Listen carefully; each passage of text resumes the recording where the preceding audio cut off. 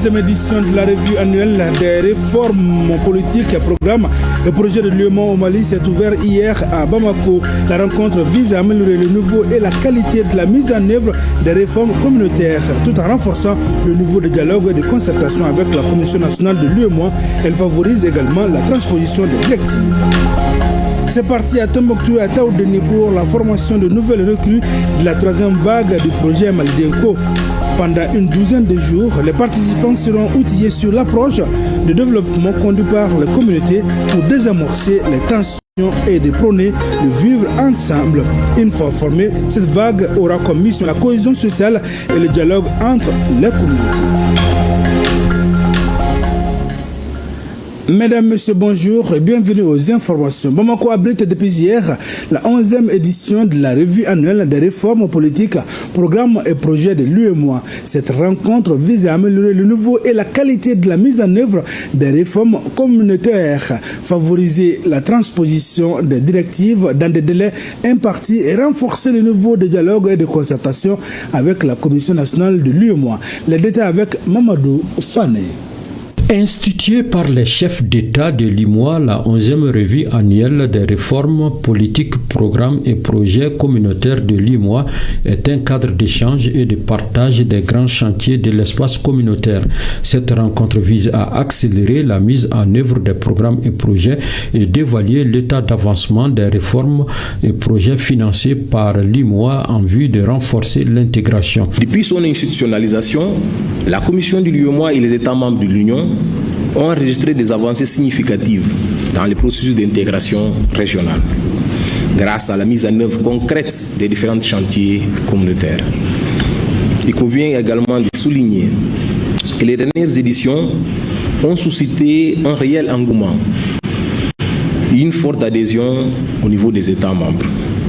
Elles ont contribué à redynamiser les dispositifs nationaux de suivi et de mise en œuvre des tests communautaires, aussi bien en matière de transposition qu'en matière d'application effective. Cette revue se tient dans chaque État membre de l'UEMOA. Il s'agit de renforcer l'harmonisation des législations nationales, mais également d'améliorer la coordination du suivi des politiques et projets communautaires. À titre de rappel, la revue réalisée en 2024 a permis de constater un léger avancée en matière de transposition et d'application des réformes communautaires. Ainsi, les performances enregistrées par le Mali révèlent une légère régression comparativement à celle de 2023 avec un taux moyen de mise en œuvre des réformes de 80,06 contre 80,94%. C'est donc dans un esprit de dynamisation que les participants vont examiner les différents dossiers soumis à cette revue. La finalité est de permettre le renforcement du dialogue et la concertation afin d'identifier les difficultés pour permettre la bonne exécution des chantiers communautaires. Projet Malidenko, la 3e vague de formation de superviseurs et facilitateurs a été lancée à Tombouctou et à Taoudeni. Dans les deux régions, ils sont environ 100 recrues. Pendant une douzaine de jours, les participants seront outillés sur l'approche de développement conduit par les communautés pour désamorcer les tensions et prôner la cohésion sociale auprès des communautés. Le point avec nos différents reporters à Taoudeni, Moussa Abouakrine et Najim Babassi depuis Tombouctou. C'est parti pour le renforcement de capacités techniques de la 3e vague du projet Malidenko à Tombouctou. La cinquantaine de nouvelles recrues constituées de superviseurs et facilitateurs sera outillée sur l'approche de développement conduit par les communautés. En clair, ces hommes et femmes seront renforcés sur des stratégies afin d'être des vrais vecteurs du changement au profit des communautés. Dans le cadre de la mise en œuvre de cette nouvelle approche, les superviseurs et facilitateurs auront un rôle essentiel à jouer. Vous êtes les agents de changement qui accompagneront les communautés dans la définition de leur vision et l'identification de leurs besoins prioritaires. Pour ce faire, votre habilité à écouter, à dialoguer et à mobiliser les ressources locales sera déterminante pour le succès du projet. Le projet Malidenko prend l'accès aux services sociaux de base répondant aux priorités communautaires en faveur des communes touchées par les conflits, notamment les régions de Kidal, Tombouctou et Taoudeni, et celles fragiles où l'amélioration des services contribuera à prévenir une escalade de tensions, à savoir Nara, Nyoro et Kai. Il importe pour les nouvelles recrues de de faire de ce projet, comme ça a été déjà fait, un levier véritable de développement. Que les nouvelles recrues sachent qu'elles sont des actrices essentielles de la paix. Le projet Malidenko est une initiative du gouvernement du Mali, logé au ministère de la Réconciliation, de la Paix et de la Cohésion nationale, appuyé par la Banque mondiale sur une durée de 4 ans. En formant nos superviseurs et facilitateurs, nous posons les bases solides d'une mise en œuvre harmonieuse, cohérente et inclusive du projet. Sur le terrain, ces hommes et ces femmes seront les relais directs de l'action publique dans nos communautés. Après avoir lancé officiellement cette formation qui va durer 12 jours, le représentant du gouverneur ainsi que le président de la délégation spéciale de la commune urbaine ont instruit à tour de rôle aux participants l'assiduité, la rigueur et surtout l'engagement pour être à la hauteur des missions à eux confiées. Renforcer les capacités des acteurs de terrain pour une meilleure mise en œuvre du projet Malidenko dans la région de Taoudani. Tel est l'objectif de cette session de formation organisée à Taoudani. Superviseurs et facilitateurs communautaires vont bénéficier d'enseignements pratiques sur l'approche de développement conduit par les communautés. Les projets de résilience communautaire et de services inclusifs au Mali, Malidenko, initiés par les plus hautes autorités à travers le ministère de la Réconciliation, de la Paix et de la Cohésion nationale, se veut comme mission d'améliorer l'accès aux services de base répondant aux priorités communautaires.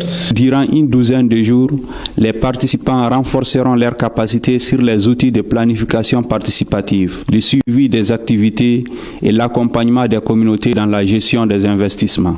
La formation, elle portera globalement sur l'approche DCC, les exigences du projet, toute la démarche pour avoir des PDC. C'est à partir des PDC qu'on va élaborer des sous-projets. Le projet Malidenko s'inscrit dans une dynamique nationale de consolidation de la paix et de la cohésion nationale dans les zones post-crise et celles jugées fragiles. Ce que vous allez apprendre ici est fondamental pour la réussite du projet et au-delà pour le bien-être de nos populations. Je voudrais également inviter tous les acteurs, à commencer par les autorités administratives, communales et traditionnelles, à soutenir sans réserve cette démarche, à créer un environnement favorable et à accompagner nos facilitateurs et superviseurs sur le terrain. Cette initiative des plus hautes autorités du pays ambitionne de faire du développement communautaire un véritable levier de stabilité et de progrès social. Surtout de vivre ensemble. Chambre de commerce et d'industrie du Mali, les élections des membres consulaires ont eu lieu dimanche presque dans toutes les délégations à Banyangara et à Kaï. C'est dans un climat apaisé et sous l'œil vigilant des autorités administratives judiciaires que les élections se sont déroulées. On en sait plus avec Agibou Koulibaly depuis Banyangara et à Kaï avec Issa Diakité. À l'issue d'un scrutin consacré à la désignation d'un président à la tête de la Chambre de commerce et d'industrie de Kaï le dimanche dernier, Seydou Nourou Amé Nyang est sorti vainqueur avec 98%. Dans la chaleur de sa victoire, le tout nouveau président a exprimé ses sentiments. Je remercie le bon Dieu tout-puissant qui nous a fait voir ce jour historique. Cette victoire est dédiée à tous les Kaïsiens et Kaïsiennes. C'est grâce à eux que cette élection a vu le bout du tunnel, sans aucun incident. Mes remerciements vont à leur endroit, sans oublier les autorités régionales et tous les commerçants. Les autres années, on se tiraille, on se dit tout. Mais cette année, regarde, tout le monde vient, chacun est ensemble. On s'est donné la main. Désormais, on sera là pour donner des conseils à la nouvelle équipe. Et nous sommes obligés de faire en sorte que cette équipe réussisse. Le président du tribunal de grande instance de Kaï a exprimé toute sa satisfaction pour la bonne organisation de cette élection. La réussite de cette journée dépend en grande partie des membres de la commission.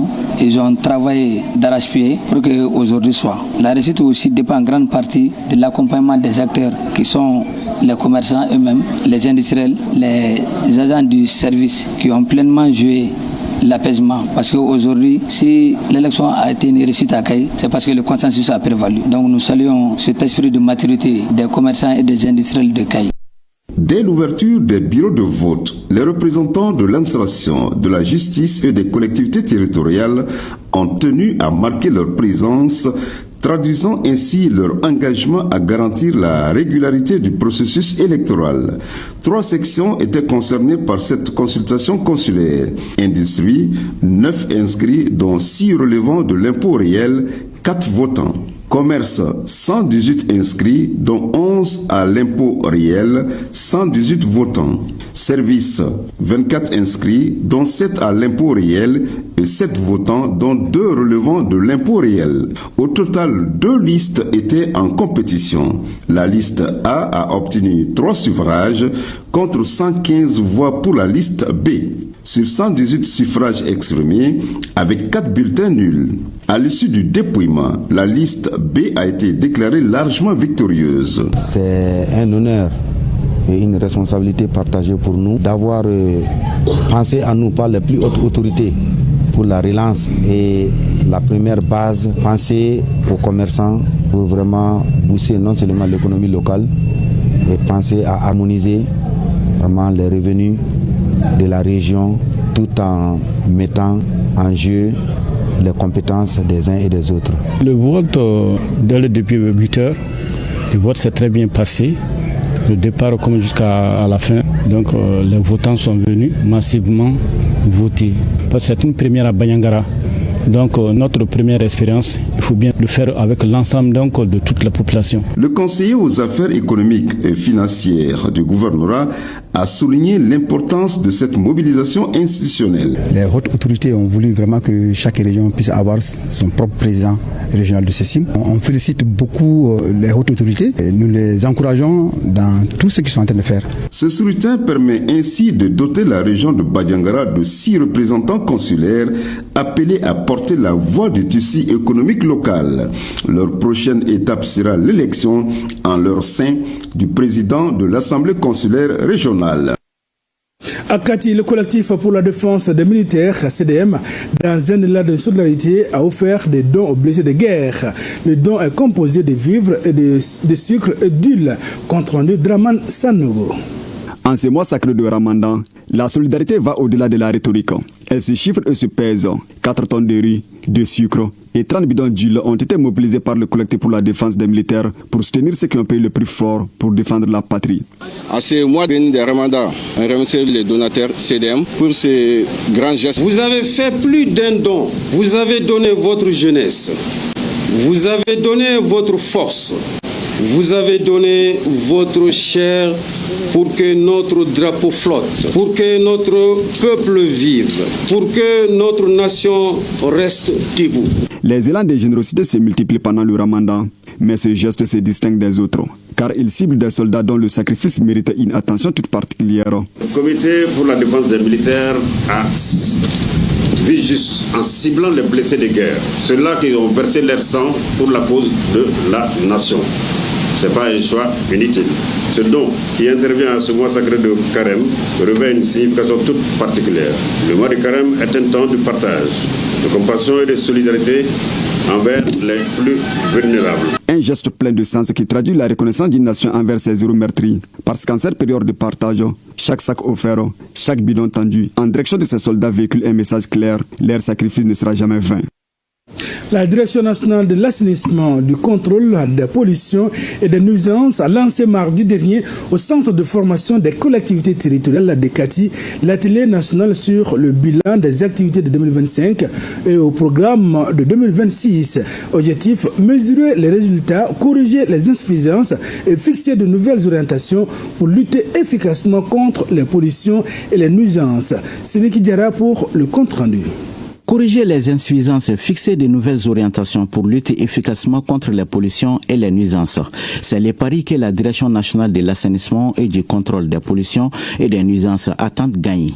Elle a lancé un atelier sur le bilan annuel 2025 et les perspectives 2026 de la DINACPN. Nous avons pu curer 160 km de collecteurs et nous avons à peu près curé 450 km des caniveaux et ça à travers toute l'étendue du territoire. Nous avons mené des activités allant dans le sens de l'évacuation des ordures et donc à peu près 3 millions de mètres cubes d'ordures ont été évacués dans les différentes décharges. Pour de nombreux acteurs, l'application concrète des plans de gestion environnementale et sociale reste encore un point faible et mérite d'être renforcée. Il importe d'abord que la DINACPN continue de renforcer renforcer ses fonctions essentielles de régulation, de normalisation et de contrôle environnemental dans un contexte de pression croissante liée aux pollutions et aux nuisances. La crédibilité de notre dispositif repose largement sur l'effectivité du contrôle sur le terrain. Sans remettre en cause les efforts opérationnels consentis, il demeure souhaitable de veiller à ce que ces interventions ne se fassent pas au détriment des missions régaliennes de police environnementale et de régulation normative. Selon le secrétaire général du ministère chargé de l'environnement, la DENACEPEN occupe une place stratégique dans l'architecture de la gouvernance environnementale du Mali. Eh bien, en 2026, la MIPROTEC, Mutualité sociale de la protection civile, entend renforcer la mobilisation des cotisations de ses membres et améliorer la qualité des prestations qui leur sont offertes. Pour relever ces défis, la mutuelle prévoit un budget prévisionnel, bien sûr, de 480 millions de francs CFA. Ces informations sont issues de la 17e session du conseil d'administration de la mutuelle de la société de la protection civile. Eh bien, on en sait plus avec Adam Maïga. C'est dans une salle pleine à craquer que le colonel Abdoulaye Gariko, président de la mutuelle sociale de la protection civile MIPROTEC, a dévoilé les difficultés auxquelles la mutuelle a été confrontée au cours de l'année 2025. Il s'agit entre autres de l'efficacité du système informatisé de gestion administrative et financière et la remise des clés des logements sociaux de la première phase, un pompier, un toit. Ces propos ont été tenus lors de la 17e session ordinaire de l'Assemblée générale de la mutuelle. La MIPROTEC a réalisé plusieurs activités pour une valeur de plus de 303 millions de francs CFA. Les avancées enregistrées au cours de cette année sont à saluer, notamment la remise de cahiers et de sacs d'écoliers aux enfants orphelins des sapeurs-pompiers, les travaux de finition en cours des 45 logements sociaux à Missala, l'étude de faisabilité du projet d'augmentation des cotisations et des indemnités. Sur le plan financier, au 31 décembre 2025, les recettes s'élèvent à 1 725 176 265 francs CFA et les dépenses à 303 051 888 francs CFA. Le solde au 31 décembre est de 1 422 124 377 francs CFA.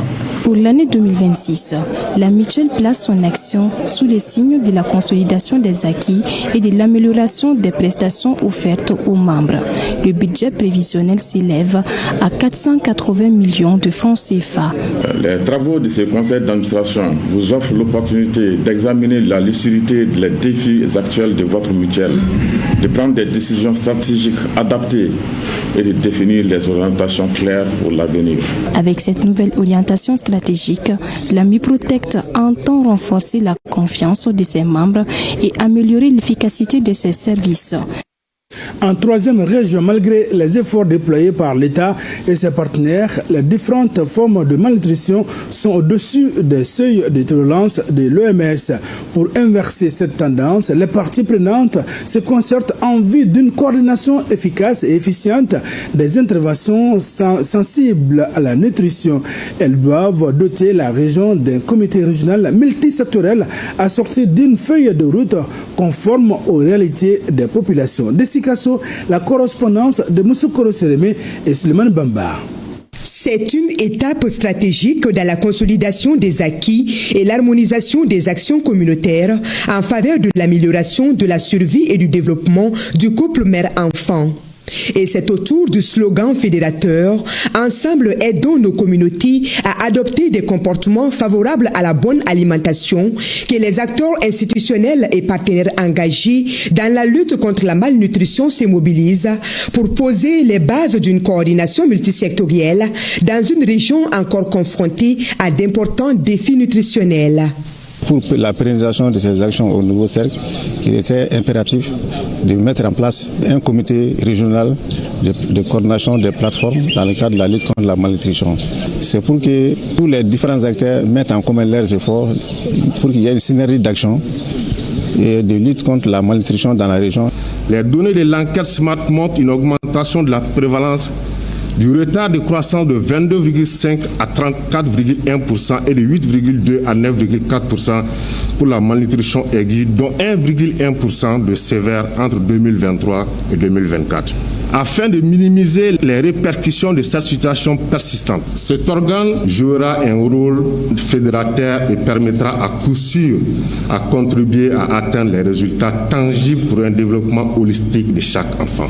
Pour guider donc les actions futures, une feuille de route 2026 sera élaborée au cours de cette rencontre de 2 jours. Je lance un appel solennel à tous les acteurs à s'inscrire dans ce cadre technique de concertation permettant de coordonner les interventions visant à la réduction de la morbidité et de la mortalité maternelle, néonatale et infantile.